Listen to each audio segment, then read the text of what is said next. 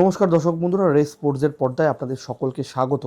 আমরা এখন আলোচনা করব কলকাতা ফুটবলের দুই প্রধান ইস্টবেঙ্গল এবং মোহনবাগানকে নিয়ে। বহু দিন পরে আমরা এটা দেখছি যে কলকাতার যে প্রধান দুই দল ইস্টবেঙ্গল এবং মোহনবাগান, তারা কিন্তু লিগ জয়ের অন্যতম দাবিদার। দুই দলই কিন্তু বর্তমানে 10 ম্যাচে 21 পয়েন্ট নিয়ে রয়েছে, যদিও ইস্টবেঙ্গল লিগ টেবিল টপে রয়েছে, কারণ তাদের +5 গোল ডিফারেন্স, তারা গোল ডিফারেন্সে কিন্তু মোহনবাগানের থেকে এগিয়ে রয়েছে, এবং যেটা একটা বড় অ্যাডভান্টেজ ইস্টবেঙ্গলের জন্য। কারণ ইস্টবেঙ্গল যদি পরের 3টে ম্যাচ জেতে, তারা কিন্তু সরাসরি চ্যাম্পিয়ন হয়ে যাবে। আর মোহনবাগানকে কিন্তু চ্যাম্পিয়ন হতে গেলে ডার্বি তো জিততেই হবে, এবং ইস্টবেঙ্গলের অন্যান্য ম্যাচের দিকেও কিন্তু তাদের নজর রাখতে হবে। তাই অবশ্যই ইস্টবেঙ্গল কিছুটা হলেও কিন্তু অ্যাডভান্টেজ পজিশনে রয়েছে।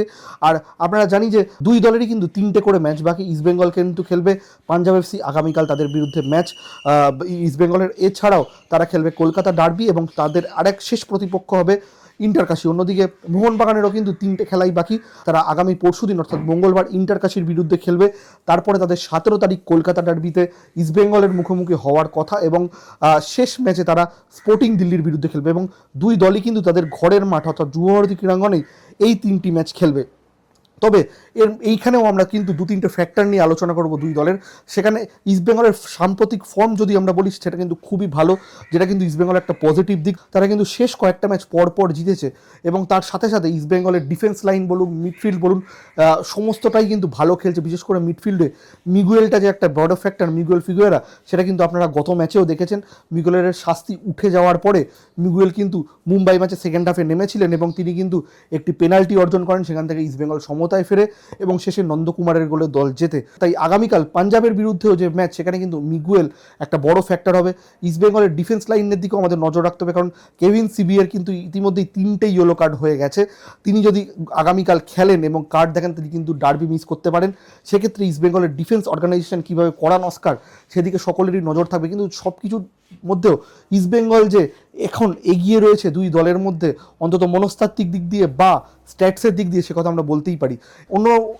অন্যদিকে যদি আমরা মোহনবাগানের দিকে ফলো করি, তারা কিন্তু অনেক দিক দিয়ে বেশ কিছু পিছিয়ে রয়েছে, অন্তত ইস্টবেঙ্গলের থেকে তো রয়েছেই। সেটা হলো গোল করা হোক বা গোল হজম করা, সব দিকেই কিন্তু ইস্টবেঙ্গল এগিয়ে রয়েছে। ইস্টবেঙ্গল কিন্তু অনেক বেশি গোল করেছে এবং খুব কম গোল হজম করেছে। অন্যদিকে মোহনবাগান কিন্তু প্রতি ম্যাচে গোল তো খাচ্ছেই, এবং তারা গোলও কিন্তু বেশি দিতে পারছে না। সেটা কিন্তু একটা বড় ফ্যাক্টর হতে যাচ্ছে। আমরা জানি যে জেমি ম্যাকলেন ইতিমধ্যে 9 গোল করে ফেললেও শেষ কয়েকটা ম্যাচে কিন্তু তিনি বেশি সুযোগ পেলেও তা কাজে লাগাতে পাচ্ছেন না। তিনি 4-5টা চান্স পেলে হয়তো একটা কাজে লাগাচ্ছেন, যেটা কিন্তু আগে হতো না। জেমি ম্যাকলেনের আমরা গত সিজনেও যদি আমরা দেখি, তিনি যদি 2 বা 3টে সুযোগ পেলেন, 3টের মধ্যে 2টি অন্তত কনভার্ট করতেনই। এছাড়া মোহনবাগানের ডিফেন্স লাইন নিয়েও যদি আমরা বলি, এই গোয়া ম্যাচে কিন্তু টম অ্যালডেট কিন্তু মোহনবাগানকে কার্যত বাঁচিয়ে দিচ্ছেন। প্রায় 2-3টে তিনি শিওর শট যেটা গোলে যাচ্ছিল, সেগুলো তিনি বাঁচিয়েছেন। অন্যদিকে অ্যালবার্তোর ফর্ম কিন্তু কিছুটা হলেও চিন্তায় রাখবে মোহনবাগানকে। শুধু তাই নয়, মোহনবাগানের যে মাঝমাঠ, সেখানে আপুইয়া এই পরশু দিনের ম্যাচ খেলতে পারবেন কিনা, বা যদি তিনি খেলতে না পারেন পরের ম্যাচটা, ডার্বির আগেও তিনি ফিটনেস পুরোপুরি ফিরে পাবেন কিনা, সেদিকেও নজর থাকবে। তাই মোহনবাগানের বেশ কিছুটা হলেও কিন্তু পিছিয়ে রয়েছে মোহনবাগান, অন্তত খালি চোখে আমরা যেটা দেখতে পাচ্ছি।